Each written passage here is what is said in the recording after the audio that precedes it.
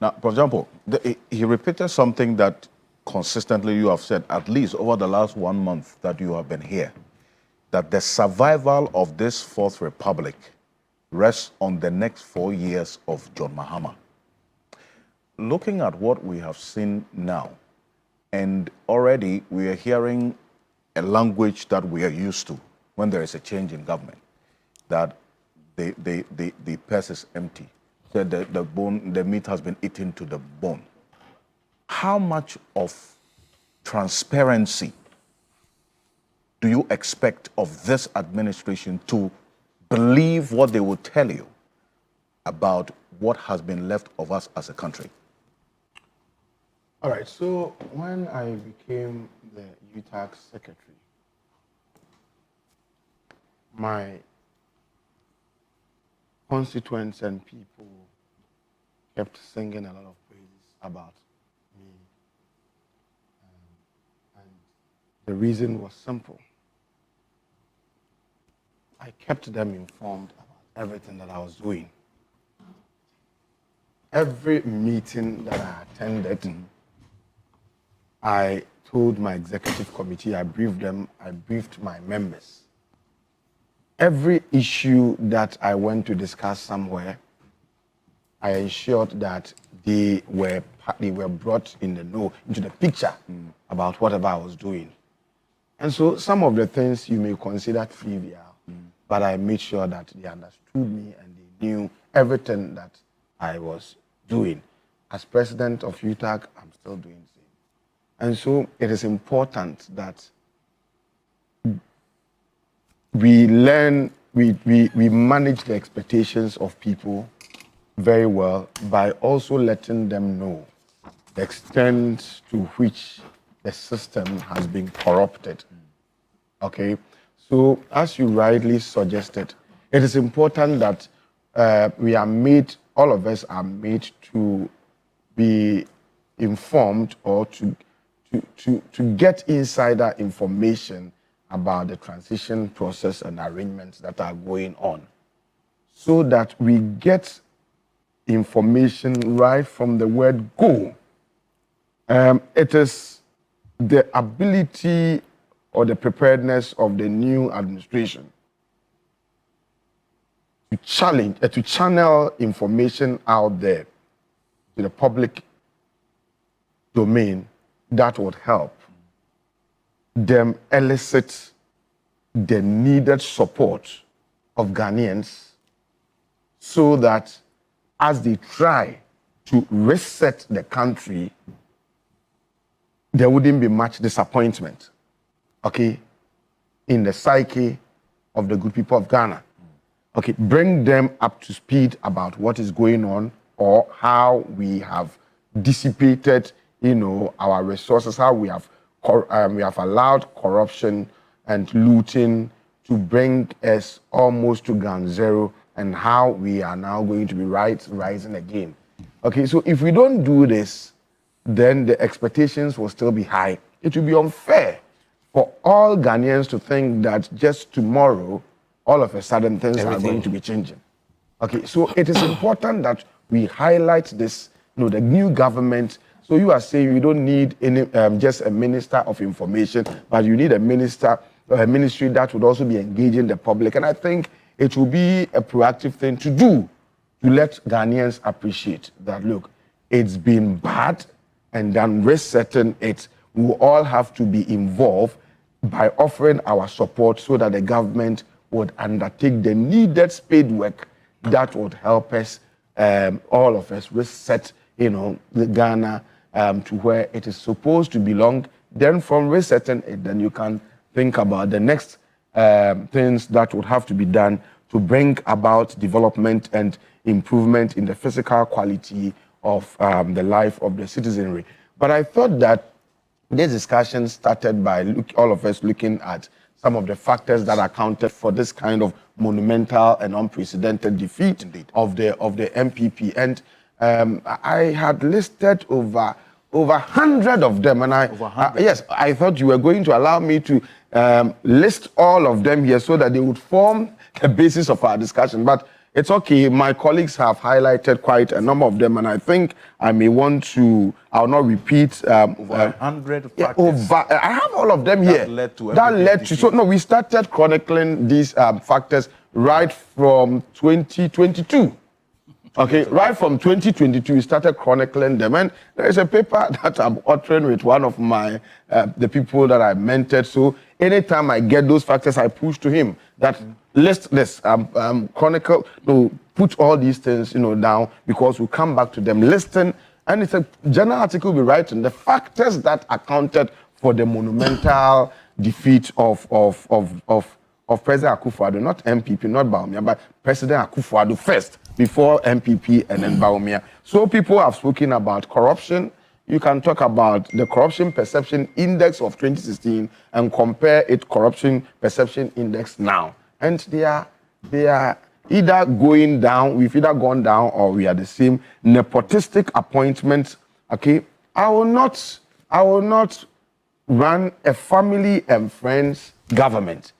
Then you appoint people around you, and then you have some of your nephews and nieces arrogantly telling Ghanaians that, oh, it is because we are appointing people around us in our family because our grandfather took all of us to school. Otimi for to me wa or raw kawa for a bit. Was no. I don't know how to say it in English. But it has an implication. So what are you implying? What I'm implying was that at a point in time, they had disrespected us to the point that when they are saying some of these nonsensical things, they do not even have a sense of appreciation that you are even insulting us. When you are saying that you will not run a family and friends government, and then you came, and then you are running a super family and friends government. A government of family, friends, and concubines. Yes. Then your nephew comes to tell us that, oh, you are doing so because for you, for you, yes. Not just Sawabro. There's even one who was made an ambassador to Czech Republic, a baby mama. You're obstructing the flow. And there are more concubines. We'll list all of them. Okay, so you tell us that your grandfather, also your grandfather, he sent you to school, and so. That's why then, because all of you are educated, that's how come you are appointing your family people. When you went to school, how did you perform? How did you perform? When you went to school, what was your performance? Okay. Both you and then your uncle. What was your performance in school? It's not just about going to school to perform. If you go to school, the school must go into you, so that you use your education to do things, to handle the mandate and the trust and the confidence that has been given to you. Well, you don't just from Oxford. You don't just go to school and then just come and say we went to school, and the school has not gone into you, but you say you went. So bad governance. Okay, so nepotistic appointment and failure of the government to listen to opinion, okay, of the public. And we've always said this. I said, even Jerry Rawlings, who insisted that he's not a fan of multi-party democracy, he knew how to listen. He knew how to pander to public opinion. And I've always used the Kumiprekon 1995 demonstration that made Rawlings listen and withdrew the VAT. Okay, you were sacking an auditor general. Civil society leaders came together, Ghanaians came together to tell you that you can't do that. And then you started casting aspersions at them. That you also saying all manner of things at them. Okay, you never listened until the courts told you that what you did was wrong. But around the time that the court gave the verdict, it was too late. And we have a court that has been politicized to the point that they know how to expedite hearing and sitting on certain matters that are partisan, and matters that are of national interest, they delay it in perpetuity. Well, it's up to them. I will not comment, I will not tell them what the government of the day would have to do to them. I leave it to the judgment and the decision of the government of the day as to how it would want to work to ensure that we have a judicial system that we all can trust. I'm telling you, part of the reasons why the elections went the way it went was the fact that people certainly believed that they cannot take their matter to court. Yeah. Judges of the Supreme Court, I'm telling you, people felt that they cannot have you guys resolve election petition. That's why the elections went the way it went. People were vigilant. They said they would decide the elections at the polling station. They cannot trust you. And so, if you don't care about your own reputation and image, and you don't care about how you can serve the justice system such that all would have confidence in you, it is up to you. But the new government of the day has a task to ensure that we create or rebuild our justice system such that its verdicts would always be respected by all. There are other factors, so I've spoken about this, and so it ties in the manipulation of the judicial processes and the alleged or perceived packing of the courts by party loyalists. People have spoken about economic indicators, but I think the idea of haircuts, have not been mentioned. Okay, haircuts. You see, if you and DD. You see, if you talk about haircuts, you are not that popular. Okay, the idea of discussing haircut is not too popular because then people say, "Hey, you have money to go and save, and they've given you a haircut. How about me, who has not even saved?" Okay, so haircut was suffered by quote and unquote people who had something to save. But a lot of Ghanaians do not even have much to save. And so it is not something that, but it came out strongly in determining voter behavior among the middle class. Right. Then you can talk about... so it's saying that the middle class showed up It overwhelmingly. was a battle for survival of the election keymakers and middle class. It was a personal battle for their survival. Then you can talk about arrogance. I mean, it's been spoken about arrogance. And in determining who must become your running mate, respectfully, I think that I had a lot of, I'll be honest with you, I thought that Vice President Bawumia was not given the chance to do what he was supposed to do, and that I felt that given the chance, he would have proved his mettle. But I lost a little confidence or some confidence in him when it came to appointing his running mates. I have a lot of respect for both of them. But I thought respectfully that, look, the choice of the running mates did him in.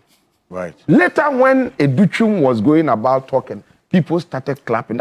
But Educhum, you have somebody like this. A running mate is supposed to add to your votes.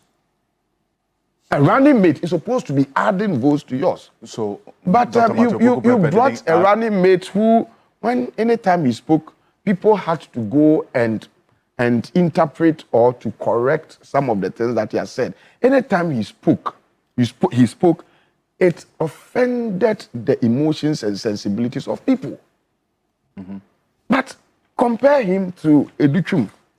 Okay, anytime Educhum spoke, he was conciliatory, he was fair, he was calm, firm, and yet assertive. And people were, there was one time that Educhum was talking about free SHS and its dividends, even though I have a lot of qualms about that. But the way and manner he went about it had party communicators telling me that, hey, we didn't even know that some of these things had been done. And they come, but you brought in somebody who rather took away from you. Somebody who, when he had not been appointed as running mate, was able to marshal the media, okay, to project him as an agenda, even when he's not appointed. And that thing was done in a manner that even took away the surprise element. Anytime you are looking for somebody to partner you, sometimes people get surprised. Hey, how come? But this one, he was able to gang up the party itself and to gang up the media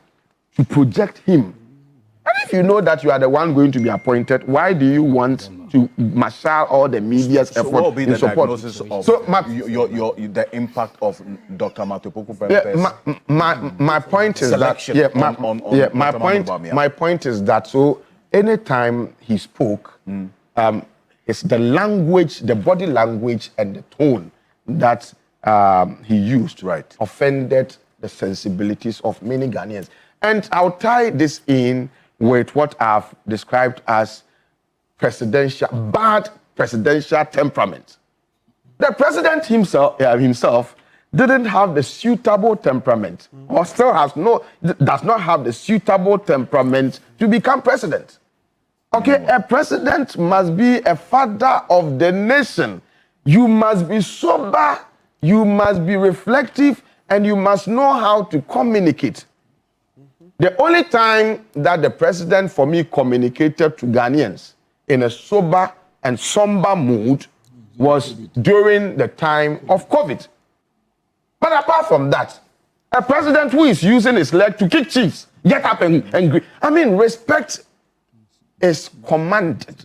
It's not demanded. Okay? Can you go to Asantini and use your leg to kick him and say, Asantini, get up and greet me?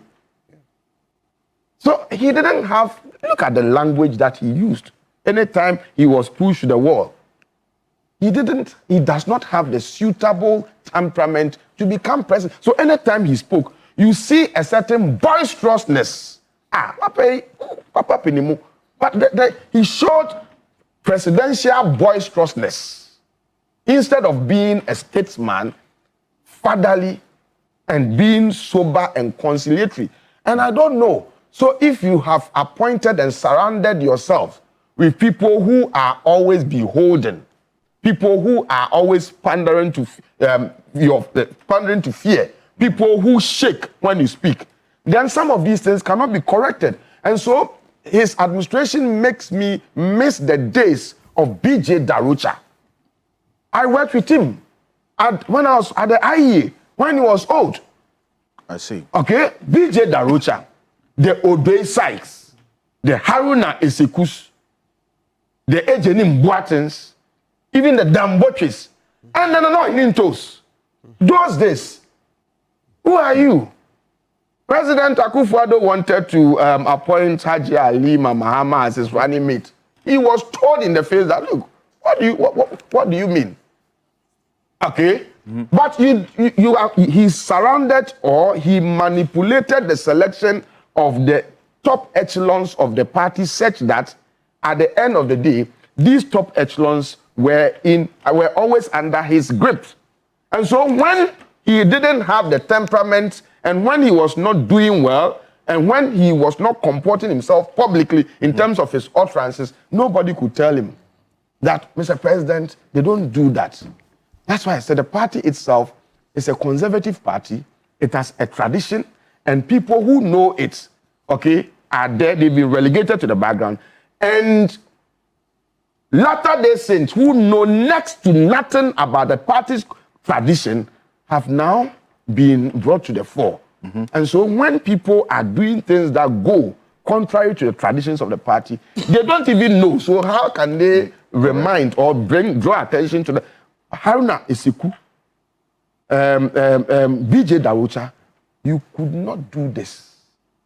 Okay? In his face, he will tell you how they form the party, and he will put you in your rightful place. Right. Now, Bawumia also went about campaigning. Before then, the president did this hopeless call when he was asked about fixing the challenges of the country, and he said that we should wait for the next government, to come in. And I said that, look at you, when you are confronted with crisis and you say we should wait for the next government, it's a problem. Then the Vice President Bawumia also waged a campaign that never admitted the current challenges, but spoke about new vision.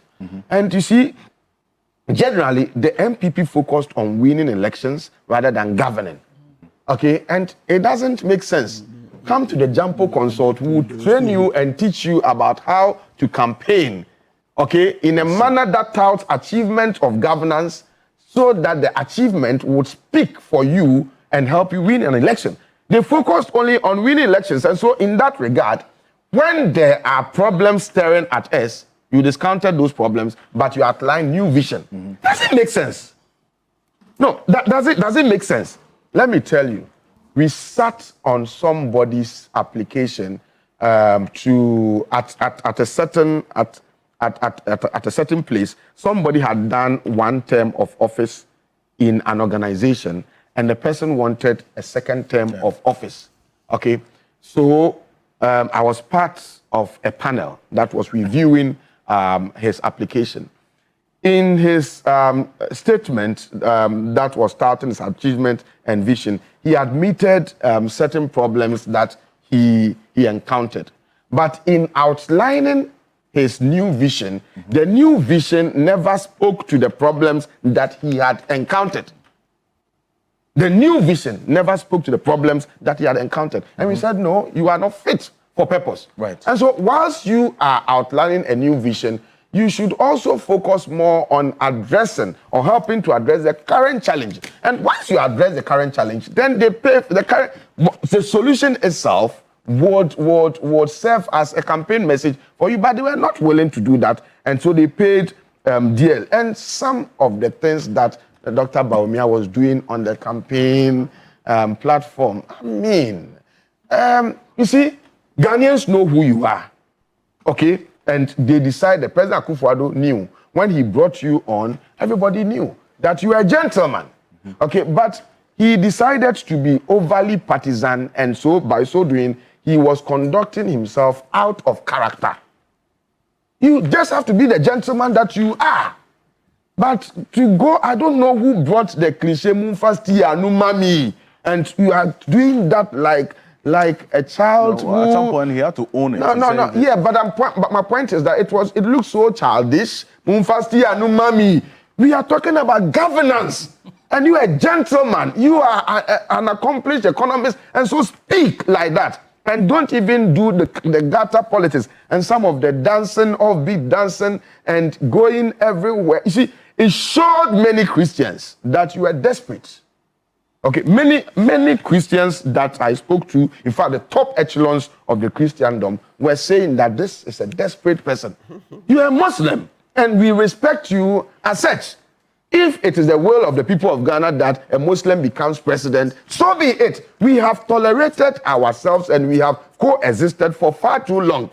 And so your candidature was not, and ascending to the throne of presidency was never going to affect the way we have lived together. And so there was no need for you to create that impression. See, that impression of politicians going to pound fufu in the lead up to elections, politicians going to church when they are not Christians, politicians sipping calipo, washing and preparing light soup for people. I mean, these are seen as attempts to throw dust into the eyes of Ghanaians. And so the moment you do that, coupled with the last-minute commissioning of projects, I'm telling you, when I went to my hometown, the famous PAV Ansa Street, Prabil Street, okay, where my family house is, since creation, has never been asphalted. I'm saying since creation. Since the world was created, it's never been asphalted. Just when I was going to vote, it had been asphalted. And so I quizzed the women and the people in the queue. How do you see? Everybody was angry. Because we were coming, yes. After asphalting the road? Yes, after asphalting it, it annoyed them rather. I'm saying since creation, it's never been asphalted. But just in the lead up to elections, you asphalted it. And then they said that we'll teach you where power lies. And when we're telling them that Kufuor did this and he lost, in 2008, when we went for rerun, Kufuor immediately suddenly went to reduce fuel pricing. And Ghanaians told him that, so you knew that you had to reduce fuel pricing, you didn't do. And because we are going for a rerun, you've done that. We'll punish you. In the lead up to 2016 election, President Mahama commissioned several projects. Ghanaians said we don't care about them. And they were not learning.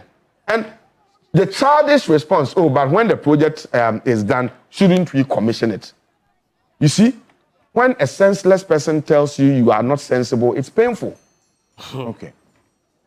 Last two. Because it's so, 100, no, last two. So other major corruption scandals where we sank $58 million in digging a big hole in the name of National Cathedral, where we spent $3 million to produce 200 drones to fight Galamsey, but saw only 3 of such drones, where we spent $12 million for a dam in Pualugu that is never built, where we've used 34 billion cedis or so to address a problem that is worth 6 billion, attacks on media freedom. I've spoken about family and friends. I mean, this and many other things all led to the dissipation, okay? Dissipation of the 119. Somebody said that list. 119 scandals. Dissipation of public will, and then also you see failed and intangible promises like Agenda 111, one district, one factory, planting for food. So when they tell you that, yesterday I was telling some students that, how do you feel if you are hungry and I tell you I fed you? How do you feel? If the president tells you that Agenda 111 is 75% complete, okay, and when his own minister, regional minister, was asked to name one and he couldn't, and we are talking about hospitals who you built Agenda 111, you are done with 75%. Okay, so I'm asking, so are there hospitals that if you go and then if you go, you are sick, you have problems with your liver, you have problems with your kidney, they have the machines there. Are there hospitals that are functional? You tell us one district, one factory. Okay, one district, one factory. Then should have solved our unemployment problems. But I go to my district, I can't see any factory. People are in their district, they can't see anything. But you are telling us that you have done it. You see, it's like, so you are gaslighting us. You see, so presidential gaslight is also among one of among the factors that led to the monumental, telling us that you have done something. And you are forcing us to see what does not exist. Okay. It's also annoying. And so generally, Ghanaians have spoken. Indeed. And I like the tone and the appreciation of the kind of mandate that Sam George has expressed. The expectations, the weight of expectation. You see, if as you sit here as the host, suddenly, if you are told that you are the owner of Media General, okay, it should make you go to your room to have sleepless nights, to think about then what to do to be able to fit into that position. President Mahama's mandate is unprecedented in the history of politics in Ghana, not in the history of the Fourth Republic. Okay? And so the expectations are high, and the way I see him, I want to believe that he's not going to do politics as usual. I'm sure that he's interested in leaving a legacy that would outlive his name. And so some of us, we wish him well, and we would urge that they never dissipate the public goodwill that have been shown. Not all have the opportunity for second chance in politics, but he's been given that opportunity, and we wish him well. But let me add by saying that the village nonsense of people going to attack state institutions and looting must stop. Okay? It is in our mouth, it lies in our mouth to make such calls. But it doesn't lie in the mouth of anybody who saw nothing wrong with the Ayawaso West Wuogon incident, the Ayawaso West Wuogon violence, to say something. It doesn't lie in the mouth of anybody who did not see anything wrong when party full soldiers stormed courtrooms to free other full soldiers. If you did that, please shut up and allow us to be talking about this. Okay. Because then you forget that it was the nonsense you tolerated that has birthed today's rubbish. Just shut up and allow us to talk. Right. And then also let us make the point that in addressing this matter, we must be open in the way we look at it. It doesn't make sense for anybody to tell me that it's only NDC people who are doing it. It is possible that some NDC people are doing it, But it's also possible that the ruling party, the supporters of the ruling party are also doing it just to make the ruling party, the incoming government unpopular. In fact, it is also possible that some thieves are also cashing in. In Kaswa, we arrested NPP people stealing from the agenda 111 place. And so NPP party boss. And so nobody should sit somewhere and say that NDC should stop or NPP. Let the police do its work. And I like the bit how you ended on Dampare. I think so far he's been excellent. There's been no IGP in Ghana who has been praised even by the opposition. There's been no IGP whose exit was plotted, and the reason was simply because, as for this man, he will not help us to rig an election. And so anybody who say things contrary to this fundamentally refuses to appreciate the fact that if there had been rigging of this election, there would have been implosion in this country. And if there is implosion, you and I would not be sitting here to be talking about some of these things we are talking about. And it's important. It's not if no. So Martin, let me tell you this. They had their own this is security. Well, the NDC, the NDC had their own security. I want to make it. People in the police service who are diploma holders, who Dampare has promoted over degree holders. Yes. Well, looking at the police service about of election security. That's fine. All right. So let me make my point. What I know about this election and security management. Let me make my point. So the point I'm making is that the point I'm making is that you probably would even forgive him for some of the things that you may think. Those ones cannot negate whatever faults he may have. None of you. You see, Martin, when you were talking, I just kept quiet. So let me finish. Let me make the point by saying that, look, you, Martin, sitting here, you work with people. When you sent the guy to bring me the cow leg, do you know what he told me about you? We've gone back to cow leg. Do you know what he No, so if you want to listen to the comments of the people who work under us, then we would all not be fit to occupy any position. As for people being disgruntled, you'd always have them. And the best way to handle them is to have somebody who channel all these concerns, bring them to the attention of the boss, and let these things be addressed. You don't have to sweep them under the carpet. But the fact still remains that in the history of Ghana's Fourth Republic, we've had an IGP whose plot was hatched.